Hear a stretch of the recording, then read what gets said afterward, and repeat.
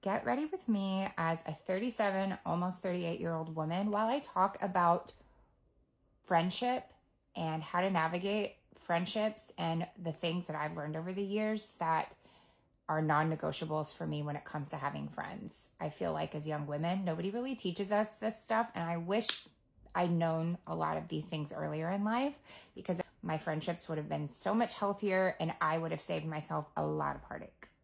I think something we don't talk about enough is how friendships are like relationships, and it's okay to be heartbroken over them. When I was younger in my generation, teachers would be like, oh my gosh, you guys are going to get over it, it's fine. Or moms would be like that.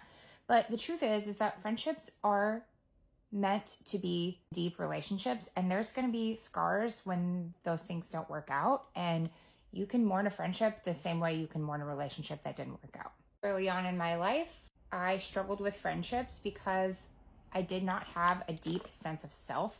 I didn't know who I was. All young people kind of go through that.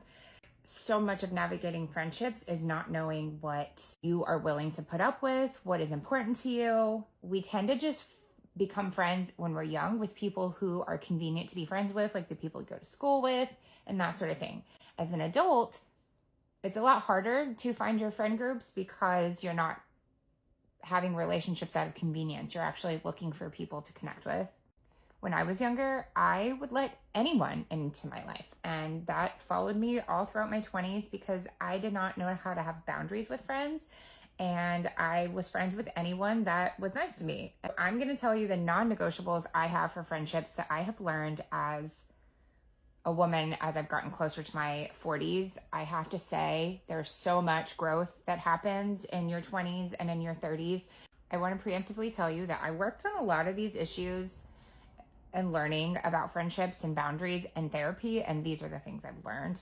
Number one, if you feel like you can't get up from a table without feeling like people are talking about you because those are the friends that you've surrounded yourself with, those are not people you should surround yourself with. I've had to learn the hard way. Having friends that say positive things about you when you're not in the room are the only types of friends we should all have. If you feel that way, there's probably a very good reason, and I think that's a relationship you should reconsider. A big thing for me is effort. If I have a friend that doesn't put in the same amount of effort as me into our friendship, that's a no for me. I have had a lot of friends like that because I am a very loyal friend. I feel like that is something I can confidently say about myself. My relationship with my friends is very important to me, and I need to feel safe in those friendships, and I want them to feel the same way. So if I am your friend and we are close, there's nothing I wouldn't do for you, your children, your family. That's just the kind of friend I am. And if you're going through something, you better believe I'm going to show up for you. And if I see that you don't do the same for me, that's an immediate no. My friends become my family. Friends should feel like family. If you have friends that don't show you support when things are good in your life, those are not the friends that you want. You want your friends to be the people that are clapping the loudest in the room for you. If they're not, that's a major red flag. Because when my friends have something going on, they're getting an award, they're speaking at something, they are doing something important that makes them feel good about themselves, they are thriving on the internet and on their social media channels, they are starting a business, I will buy from them, I will support them, I will share their posts, I will talk about them to other people, I will share their businesses. It's a major red flag when your friends are not supporting you in the bad times, but also the good times. Your friends should be your biggest cheerleaders. If you have friends that you can't have hard conversations with when things aren't going smoothly, then I would reevaluate those friendships. Friendships, like I said, are like relationships. So if you can't talk to someone when they hurt you or you feel some type of way and they can't accept that and they can't understand that and they're not willing to have an emotionally mature discussion about those things, or they write you off or they are very defensive, I can't be in a friendship like that. I need friends that are emotionally mature enough to handle the ups and downs of a friendship and that can say they're sorry. And I want to be that friend for people too. I find that that is probably the hardest characteristic to find in friends. And when you find that, you better hold on like hell, because that is a rare quality and something that I value very, very much in people. Truly believe in the power of talking things out and discussing things and trying to put yourself in other people's shoes. And if your friends can't do that, then they're not the friends for you, because you deserve that as a human. We all do. This year, I have made some of my closest friends by just saying yes and putting myself out there, and in situations that I wouldn't normally have made friends. I'm so thankful that I gave those people a shot, because I've truly found some of the best women I've ever known by doing just that. I have friends that I've made here that, like my friend Nicole, is very interested in art and fashion, and I'm interested in those things too, but she's kind of like opened my eyes to a whole new world of that stuff. And that is something that I really value, and something that if I didn't have a friend like her, I wouldn't have explored. And I'm learning more about the things that I like and the things that I love through a friendship with her. And I just think that that is so important, to become friends with people that are a little bit different than you. And kind of on the same topic as that is having friends that are in different places in their life than you. It's okay. I think we all think that we have to have friends that are in the exact same place in life. And yeah, maybe it's a little more convenient, but it's not a deal breaker.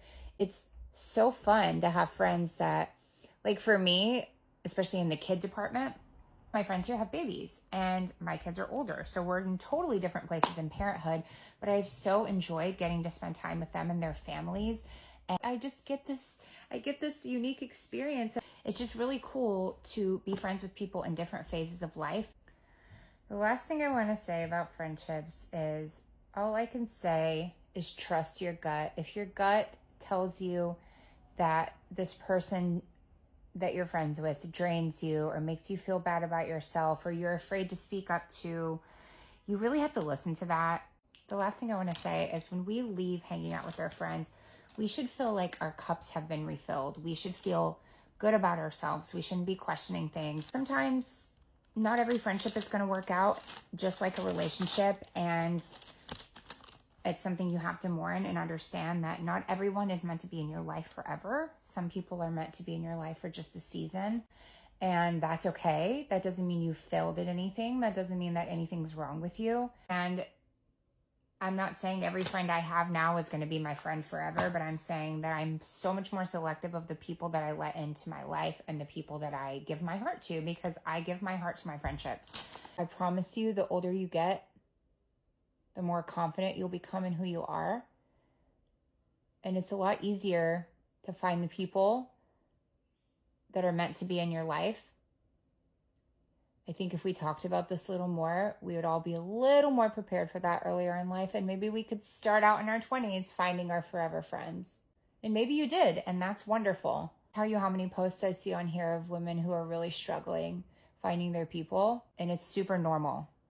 Not all of us are rolling 20 friends deep and had 12 bridesmaids. That's just not realistic for most people. I talked about this early on, about making friends here in New York, and how it was hard because not every friendship works out, and that's okay. And that doesn't mean you don't wish people the best. But I'm really proud of myself for putting myself out there and what I got out of it. You know, I got some of the best women I've ever met.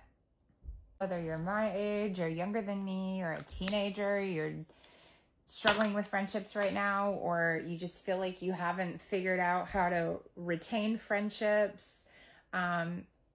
I think we're all ever evolving and figuring ourselves out, but I just wanted to share with you what I've learned this far in life about friendships and what has worked for me the past year when it came to making new friends. And that's it. Bye.